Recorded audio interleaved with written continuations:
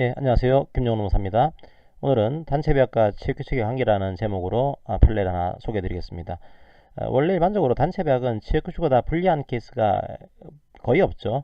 만약에 단협이 불리해지면은 이거는 노조로서는 굉장히 심각한 상황이니까 그런 케이스는 별로 없는데, 이 판례에서는 결과론적이긴 하지만 단협이 취업규칙보다 불리해진 케이스가 등장한 겁니다. 자, 이런 경우의 문제를 어떻게 해결해야 될지, 자, 그에 대한 판례로 이해하시면 되겠습니다. 굉장히 논쟁이 많은 판례 중에 하나입니다. 나중에 그 논쟁까지도 설명을 드릴게요.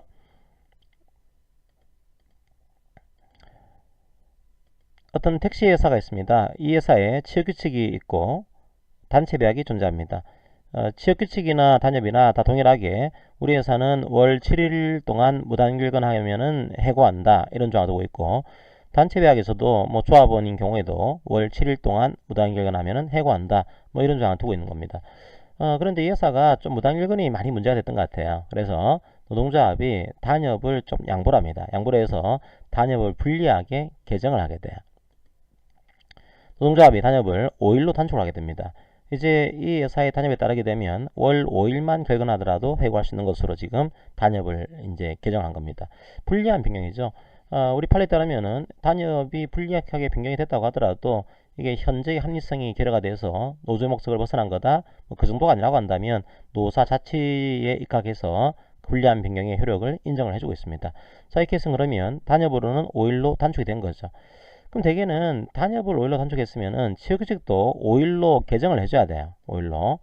근데 이 회사가 여러 가지 이유 때문에 취업규칙을 5일로 개정하지 않은 상태로 지금 흘러가고 있는 겁니다. 그러니까 지금 눈에 보이는 바로는 취업규칙은 7일 동안 결근하면 해고할 수 있다, 이렇게 돼 있고, 단협은 월 5일 동안 결근하면 해고할 수 있다, 이렇게 남아 있는 거죠. 일단 한 조합원이 있었어요. 이 조합원이 결근을 애매하게 했습니다. 결근을 6일을 한 거예요. 6일을요. 6일을. 이 웃어야 될 일은 아닌데 참 심각한 문제긴 한데, 참 이게 독특한 사건이죠.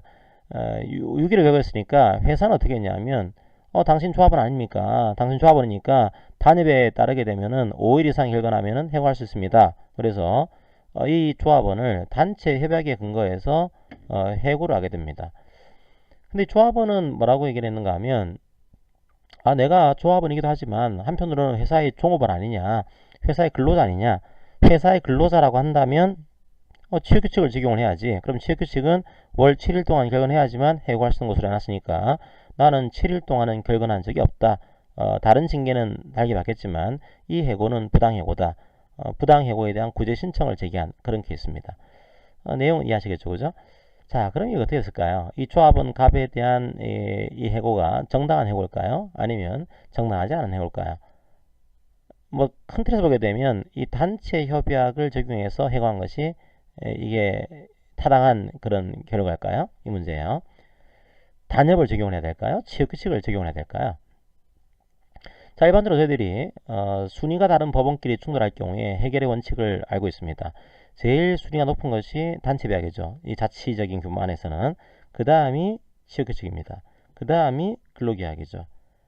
그래서 이런 상하 순위 법원이 충돌할 경우에는 일반적으로 이제 상위법 우선의 원칙을 관철하기도 하고, 대개 취업규칙이나 근로계약이 충돌하게 되면 유리한 걸 관철해 줍니다. 유리의 원칙이라고 하는 것들을 관철을 하죠. 그러니까 우리 이 노동법은 독특하게 유리의 원칙이라고 하는 그 원칙을 관철합니다. 설사 순위가 하이라고 하더라도 이게 근로자한테 더 유리하다고 한다면 하순위에 있는 법원이 상위 순위의 법원을 이기고 적용될 수 있는 그 원칙을 가지고 있어요. 자, 그런데 이 케이스는 상위법인 단체협약이 오히려 결과적으로 불리해진 케이스입니다. 그럼 불리한 단협을 적용해야 될 것인가? 아니면 7일로 되어 있는 이 취업규칙을 적용해야 될 것인가? 이런 내용이 문제가 되게 됩니다. 우리 판례 입장은 단협을 적용하는 것이 맞다라고 입장을 정리를 하게 돼요. 그럼 왜 우리 법원에서는 단체 협약을 적용해서 이 해고는 정당하다, 그런 판결을 내렸을까요? 이유가 뭘까요? 사실 이유는 단순합니다. 기본적으로 단체 협약은 누가 만드는 겁니까? 기본적으로 단체 협약은 노사 간의 치열한 합의의 산물이에요. 노사 자치의 그런 결과인 거죠. 그런데 취업규칙은 사용자가 일방적으로 만들고 개정을 하는 겁니다. 그래서 만약에 개정된 단체계약에서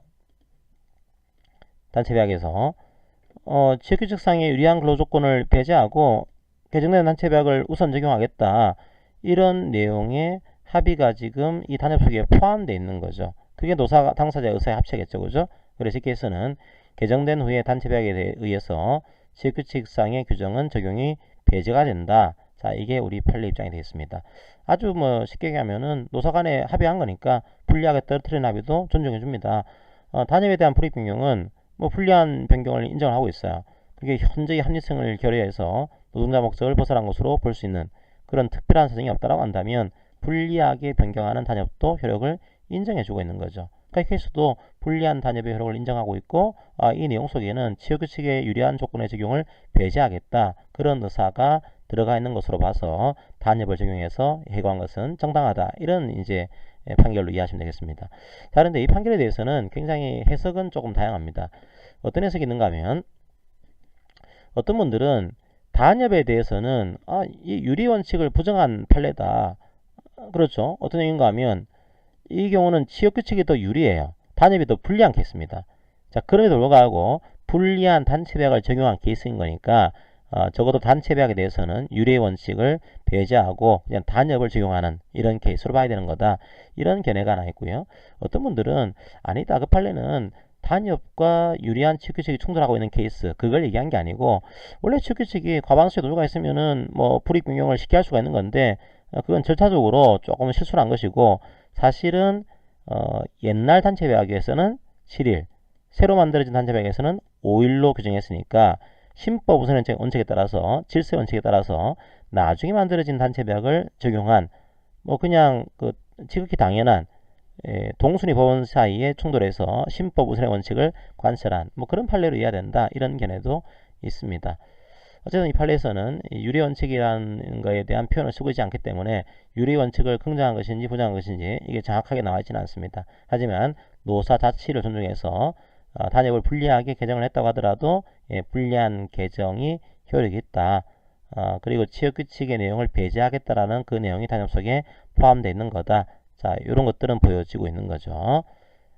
나름대로 이제 향후에 유사한 판례가 나오게 되면 그 판례와 비교해서 이 판례의 정확한 의미를 다시 한번 판단할 수 있을 것으로 생각이 됩니다. 자, 오늘 판례 강의는 이것으로 마무리하겠습니다. 감사합니다.